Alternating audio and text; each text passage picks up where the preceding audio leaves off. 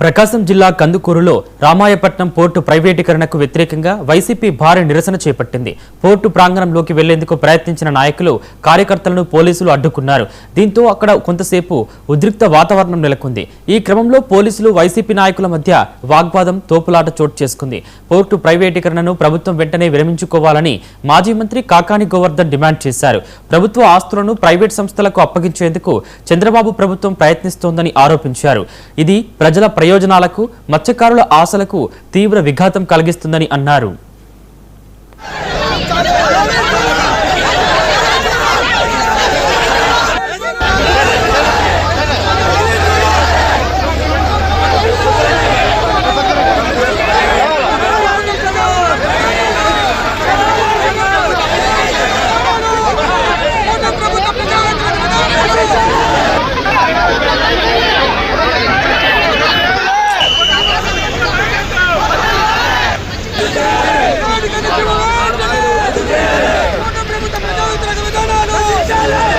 ప్రభుత్వ ప్రజావిత విధానాలు